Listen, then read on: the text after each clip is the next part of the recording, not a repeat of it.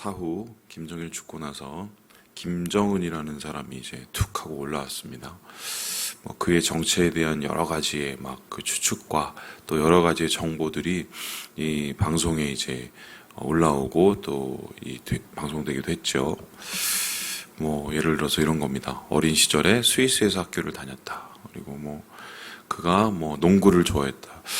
아마 우리나라 대통령도 뭘 좋아했는지 그렇게 자세하게 얘기를 하진 않을 거예요. 근데 워낙 베일에 쌓인 정권이라 뭐 그 다음에 김정은이라는 사람이 어떤 사람인지 우리는 궁금할 수밖에 없었죠. 그가 이제 소위 말해서 북한의 왕이 됐습니다. 왕이죠, 뭐 저 왕인데. 그러고 나서 이 김정은의 정권이 정말 온전할 것인가 되게 우리가 고민을 했습니다. 말도 사실은 그 당시에 완전치가 않았던 것으로 제가 알고 있어요. 이 조선말이죠, 그쪽은. 그런데 제가 한 가지 사건을 보면서 저 사람도 좀 꽤 오래 가겠다라는 생각이 들었던 기억이 있습니다. 그게 뭔지 아세요? 그의 그 이모부인가요? 그 장성택이라는 사람 기억나시죠? 고모부인가요? 고모부. 예, 뭐 전 별로 관심도 없어요. 그 사람이 이제 뺨에 여기 시뻘겋게 이렇게 된 채로 이렇게 끌려가는 모습 보셨죠? 그 사진. 그리고 아마 얼마 지나지 않아서 그 처형당한 것으로 알고 있는데 이 그냥 처형이 아니라 거의 무슨 난도질을 해놨잖아요. 그 무슨 기관총보다 더 심한 그 포로. 근데 여러분 아시겠지만 장성택이라는 사람은 김정은이라는 사람이 그 북한의 왕으로 올라오는데 상당한 이 영향력을 행사한 사람입니다. 뿐만 아니라 이제 그 사람은 여러분 아시는 것처럼 중국하고 이렇게 연결이 돼 있어서 외교적으로나 정치적으로나 아니면은 이제 뭐 여러 가지 상황적으로나 김정은이 굉장히 그 빚을 질 수밖에 없었던 사람이었어요. 그런데 그 사람을 순식간에 그렇게 쳐내려가는 것을 보면서 제가 무슨 생각을 하게 됐냐면 자신감이라는 생각이 딱 떠올랐습니다. 이제 어느 정도 자신감이 생긴 거죠. 그러니까 너 없어도 내가 이거를 계속할 수 있겠다라는 생각을 가지고 소위 말해서 자기를 왕으로 세운 사람들, 킹메이커죠. 킹메이커들을 하나씩 숙청해 가지기 시작했습니다. 그리고는 아직도 기억하는데 그 아버지 때에 있었던 소위 말해서 이제 무공훈장을 엄청 많이 받은 여기 엄청 많이 뭐 달려있던 사람들을 하나씩 내치기 시작했죠. 그리고는 이제 자기 사람들로 이 소위 말해서 그 주위를 다 채우고 난 다음에 뭐 잘 아는 김여정이니 이런 이 최측근 뭐 이런 것으로 이제 소위 말해서 정치적 입지를 되게 공고히 했죠. 제가 그거 보면서 야, 다른 건 몰라도 김일성한테 빼닮은 게 있다는 걸 내가 봤습니다. 뭐죠? 그게 진짜 권력에 대한 이 욕구, 탐욕, 이제 그것이 얼마나 강하고 그리고 정치적인 감각이 상당히 있는 거예요. 물론 나쁜 정치 감각이지만. 그래서 저 나라가 좀 더 가겠구나라는 생각이 그때 확 들었습니다.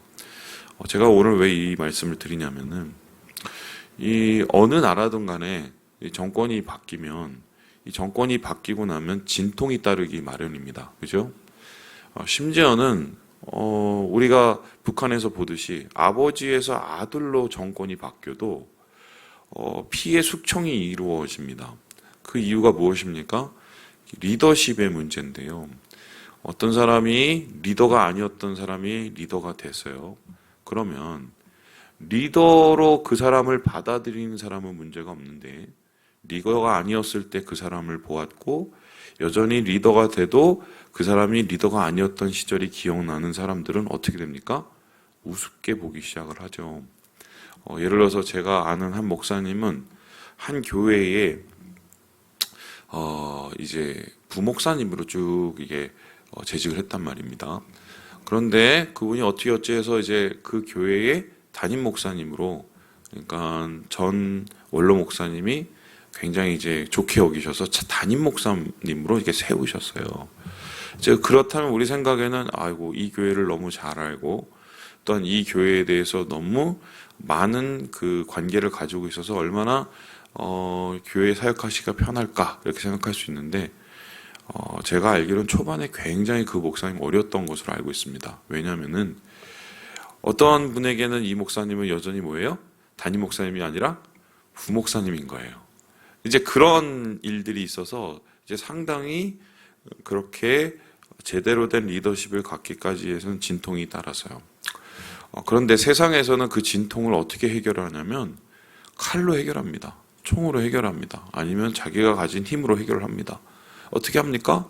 뭐 장성택처럼 죽인다던가 아니면 지금 우리가 보고 있죠. 정권 바뀔 때마다 계속적으로 뭐 우리는 총칼로 하지 않지만 정치적인 영향력을 가지고 사람을 교체하고 그러면서 또 막 거기에서 여러 가지의 또 갈등들이 일어나고 우리나라에서 계속 보고 있지 않습니까? 대부분 힘으로 그걸 물리쳐냅니다. 그리고 그러면서 자기의 지지 기반과 자기의 리더십을 온전히 세우려고 노력을 하죠. 오늘 말씀도 사실 그런 말씀에 대한 얘기인데 문제는 세상과 똑같으면 안 되는 이게 하나님 나라라는 겁니다. 그래도 다윗이라는 사람이 하나님께서 세우셔서 하나님의 마음에 합한 자로서 하나님의 뜻에 따라서 물론 실수도 했지만 나라를 계속적으로 다스려 왔는데 그 나라를 이어받은 이제 솔로몬 그의 아들이 리더십을 온전케 하기 위해서 여러 가지의 어려움이 있었고 여러 가지의 정적들이 있었단 말이에요. 근데 이거를 해결하는 과정 속에서 소위 말해서 세상하고 똑같이 해버리면 이 사람은 더 이상 어떻게 해요? 하나님 나라에 하나님이 세우신 임금이 아닐 수 있다는 것입니다.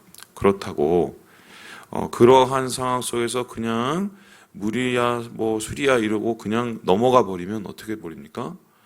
그냥 이 사람은 한마디로 나라를 제대로 다스릴 수 있는 능력을 굉장히 갖지 못하게 되겠지요. 여기에 이제 기로에 섰을 때 흥미로운 것은 이러한 솔로몬이 가지고 있는 고민이 굉장히 자동적으로 해결이 되고 있다는 것입니다.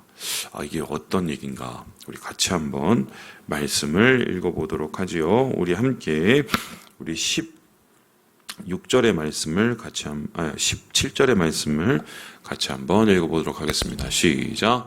그가 이르되 청하건대 솔로몬 왕에게 말씀하여 그가 수넴 여자 아비삭을 내게 주어 아내를 삼게 하소서. 왕이 당신의 청을 거절하지 아니하리이다. 이 아도니아 그러니까 솔로몬의 형님이죠. 형님 그리고 다윗 다음에 왕이 되기 위해서 반란을 꾀했던 이 아도니아 사실 이 사람은 제거 대상입니다. 정적을 넘어서서 언제 어떻게 솔로몬의 정권을 쥐고 흔들 수 있는 뭐 그런 사람이었기 때문인데 흥미로운 것은 솔로몬이 이에 대해서 이 아도니아를 바로 처리하지 않고 있다는 겁니다. 처리하지 않고 좀 내버려 뒀어요. 왜냐하면 그가 제단불을 붙잡고 목숨을 살려달라고 간구했기 때문에 일단은 좀 내버려 뒀습니다. 그런데 아마 그 내버려 둔 상태에서도 여전히 어떨까요? 마음속에서 부담이 컸을 가능성이 굉장히 큽니다. 그런데 이런 상황에서 아도니아가 스스로 무덤을 팝니다. 어떤 무덤인가요? 솔로몬의 어머님 바세바를 찾아갑니다. 그리고는 이렇게 얘기를 했어요. 이 15절에 보니까 이런 겁니다. 이 왕위가 원래 제 거였잖아요. 이 소리는 뭐냐면 제가 이 순서로 따지면은 네 번째고 이제 제 차례였는데 그리고 두 번째는 뭐가 그럽니까? 사람들도 나 다 좋아했어요. 그리고 하지만 이렇게 했는데 하나님 때문에 제가 이 왕위를 빼앗겼습니다. 이렇게 얘기를 합니다. 자기식의 해석을 하는 거죠. 이 소리를 했다는 것은 여전히 마음속에서 순응하지 못하고 마음에 분류를 가지고 있었다는 거죠. 그리고는 뭐라고 얘기했냐면 16절에 보니까 소원을 제가 있습니다. 거절하지 마세요. 내가 왕을 뺏겼으니까 이거는 좀 해주셔야 되지 않습니까? 하면서 밧세바에게 일종의 딜을 합니다. 그 딜이라는 게 아까 읽었던 것처럼 아비삭이라는 여자를 달라는 거였습니다. 여러분, 아비삭이 누구냐면은 우리가 열왕기상 1장을 쭉 읽었으면 알죠? 바로 다윗이 가장 노년에 취했던 어떻게 다윗의 일종의 후궁이었습니다. 첩이죠. 물론 이제 다윗과 잠자리를 같이 하지 않았지만 어쨌든 다윗의 영역 안에 있었던 다윗의 아내들 중 한 명이었단 말입니다. 근데 그런 여인을 지금 달라고 아도니아가 얘기한다. 우리가 뭐 아주 이런 저런 거를 빼고 아도니아가 순수한 마음에 그 여자를 사랑했구나 이렇게 보더라도 이거는 좀 무리인 게 뭐냐면 아버지의 여자예요. 사실 이게 맞지를 않아요. 그런데 이것뿐만 아니라 이 아도니아의 요구에는 굉장히 불순한 의도가 있었습니다. 그건 뭘까요? 아직도 왕이 되고 싶은 마음을 포기하지 않은 것입니다. 어떻게 그러면 그 마음이 드러났을까? 여러분 생각을 해보십니다. 압살롬이 정권을 뒤집기 위해서 쿠데타를 일으킵니다. 기억하시죠? 그래서 압살롬이 어떻게 합니까? 사람들을 다 모아서 아버지를 죽이기 위해서 군대를 조직을 하고 그리고 예루살렘을 향해서 달려옵니다. 그 예루살렘을 향해서 이 압살롬의 무리가 올 때 다윗이 도망가죠. 도망갑니다. 짐 싸서 도망가요. 그때 압살롬이 제일 먼저 예루살렘 궁을 차지하고 한 일이 뭔지 여러분 기억하십니까? 다윗의 후궁들을 자기의 처소에 들인 겁니다. 왜 그런 짓을 했을까? 이게 역대의 이 역사를 보면 이게 이해하게 되는데 왕의 여자를 자기가 취한다는 것은 곧 내가 왕의 권력을 가진다는 의미하고 똑같습니다. 그러니 지금 겉으로 보기엔 이 사람이 아비삭에게 관심을 가져서 내가 이 여자랑 결혼하겠습니다 라고 얘기하는 것 같지만 실제로 거기에 품은 것은 무엇입니까? 아직도 왕의 자리, 다윗의 자리를 잊지 못하고 자기의 것으로도 삼으려는 계략을 품고 있었던 것이죠. 그래서 한 발짝 한 발짝 준비를 하면서 기회가 되었을 때 이 정권을 뒤집고 그 정권의 정점에 서서 자기가 정당성을 가진 왕이 되고자 하는 마음이 지금 이 아도니아의 마음 가운데 있었던 것입니다. 그런데 중요한 것은 밧세바입니다. 우리 함께 18절의 말씀을 같이 한번 읽어보도록 하겠습니다. 시작. 밧세바가 이르되 좋다. 내가 너를 위하여 왕께 말하리라. 밧세바는 이 이야기의 의도를 전혀 파악하지 못합니다. 그리고는 여기서 끝나는 것이 아니라 19절에 보니까 아들한테 가서 솔로몬에게 야 이거는 네가 좀 들어줬으면 좋겠어 라고 이야기를 하고 아이고 아도니아가 아비삭을 달래 야 뭐 그거 줘버리지 그러니 이렇게 얘기를 합니다. 여러분 밧세바는 왜 이렇게 솔로몬에게 얘기를 했을까요? 제가 재밌는 얘기 하나 해드릴게요. 요즘에 청년들 사이에 유행하는 말이 있습니다. 유행하는 말. 이게 뭐냐면 너 티야? 이런 말이 있어요. 아세요? 모르세요? 이게 뭐냐면 MBTI가 요즘에 청년들한테 이제 열풍이지 않습니까? 이 MBTI 보면은 네 가지의 성향을 가지고 일종의 사람들을 이제 구분해요. 그럼 총 16가지 성향이 나오는데 거기에 이제 T하고 F라는 항목이 있어요. 이 T는 굉장히 좀 이성적이고 판단적인 걸 뜻하고 F는 되게 이제 감정적이고 공감하는 사람을 뜻합니다. 그래서 이제 너 T야 이러는 거는 이제 일종의 욕인데요. 공감을 못하고 막 따지고 뭐 거기에 대해서 막 해결책을 내고 이런 사람들을 너 T야 이렇게 해요. 참고로 말씀을 드리면 제가 F인 것 같아요, T인 것 같아요. 제가 T입니다. T예요. 그리고 이제 리더들 중에 T가 되게 많아요. 이제 그도 그럴 게 뭐냐면 아마 이 밧세바는 감성적인 측면으로 이걸 그냥 받아들였을 것 같아요. 이런 거 아니겠습니까? 아유 뭐 저 왕이도 이러는데 여자라도 뭐 주고 이렇게 했으면 다 좋은 거 아니야? 아마 그렇게 생각을 했겠죠. 그런데 반면에 솔로몬의 입장에서 어떻습니까? 리더가 되고 사리 분별을 정확하게 해야 나라가 온전히 설 것이기 때문에 이걸 합리적으로 접근하기 시작을 하죠. 그리고는 그 아도니아에 있는 심중을 정확하게 파악을 하고 여기에서 더 이상 이것을 놔뒀다가는 나라가 흔들릴 것이라는 확신이 오게 됩니다. 그래서 여기에 대해서 솔로몬은 이렇게 이야기를 하는데요. 우리 함께 우리 23절의 말씀을 같이 한번 읽어보도록 하겠습니다. 시작. 여호와를 두고 맹세하여 이르되 아도니아가 이런 말을 하였은즉 그의 생명을 잃지 아니하면 하나님은 내게 벌 위에 벌을 내리심이 마땅하나이다.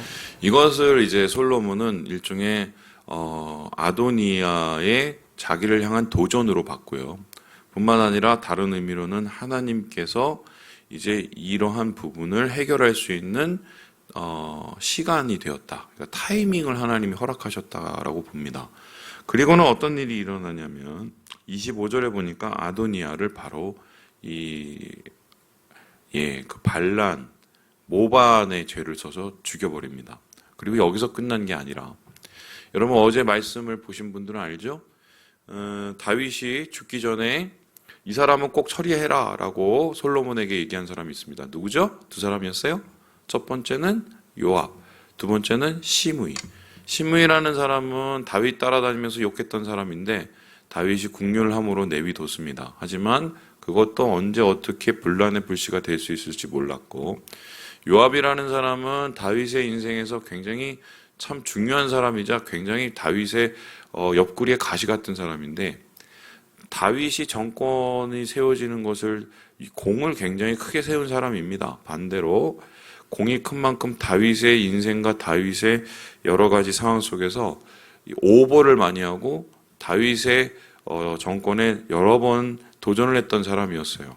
그런데 어쨌든 그 관계와 그동안 있었던 여러 가지의 이 정치적 물리적 관계 때문에 해결을 하지 못했습니다. 그런데 다윗이 솔로몬에겐 이 사람 해결하지 않으면 언제 어떻게 또 무리가 될 줄 모른다는 생각을 가지고 있었어요. 여러분 아시는 것처럼 이 요압은 아도니아와 함께 이 솔로몬 대신 나라를 뒤집으려고 했던 사람입니다. 그래서 시기를 보고 있었는데 결국 이러한 아도니아의 도발 앞에서 내일 말씀을 보시면 알겠지만 요압도 해결을 합니다. 요압도 해결을 해요. 이게 여러분 그러면은 똑같이 뭐 칼로 해결했네, 똑같이 힘으로 해결했네 이렇게 말씀할 수도 있겠지만 좀 다르죠. 어떻게 해요? 그 사람에게 한 번 더 기회를 준 겁니다. 아마 아도니아가 그렇게 도발을 하지 않았으면 그의 수명은 더 길었겠죠. 뿐만 아니라 요압도 마찬가지겠죠. 그런데 어떻게 해요? 스스로 자기의 무덤을 파고 도발하게 되어서 자기가 스스로 목숨에 빼앗기는 것을 자초하게 되는 거죠. 그래서 오늘 이러한 아도니아에 대한 이 죽음은 일종의 징계이자 이것을 솔로몬은 하나님의 뜻으로 봤어요. 죄에 대한 벌로 여기고 이런 것을 시행하고 있는 이제 솔로몬의 모습을 보게 되는 것입니다. 자, 그러면 오늘 말씀을 통해서 우리가 깨닫게 되는 것은 무엇입니까? 우리는 왕이 될 사람도 아니고 왕이 될 상도 없고요. 우리는 그리고 또 우리가 소위 말해서 이렇게 도발할 그걸 있겠습니까? 그런데 저는 그거를 한 가지 좀 얘기하고 싶어요. 첫 번째 뭐냐면 기다리는 모습. 솔로몬이 세상 사람들처럼 똑같이 자기가 힘을 가졌을 때 얼마든지 자기의 정적들을 제거할 수 있는 능력이 있었던 사람이에요. 그런데 그렇게 바로 했어요, 안 했어요? 기다렸습니다. 기다렸어요. 솔로몬이 그렇게 기다렸다는 것은 자기의 뜻이 아니라 하나님의 뜻을 기다렸던 것이고 자기의 시간이 아니라 하나님의 시간을 기다린 겁니다. 우리도 마찬가지죠. 억울할 때 또한 이 상황 속에서 우리가 분명히 기뇨할 때 우리의 생각으로는 지금 바로 이런 생각이 들 때가 있습니다. 그런데 오늘 솔로몬의 이야기를 보면은 그동안 우리보다 훨씬 더 급한 상황이었지만 그의 기다림이 바로 하나님으로부터 나오고 하나님을 신뢰함으로부터 그 기다림이 가능했다는 것을 우리는 다시 한번 눈여겨봐야 돼요. 기다림에 대한 고민을 한번 해봐야 됩니다. 두 번째로 저는 그 얘기도 하고 싶은데요. 마지막으로 이런 거예요. 악인은 스스로 무덤을 판다. 놔두면 알아서 무덤을 팝니다. 아, 그래. 그놈이 그럴 거야. 우리도 그럴 수 있어요. 우리도 스스로 무덤을 팔 수가 있어요. 하나님 뜻에 속하지 않으면.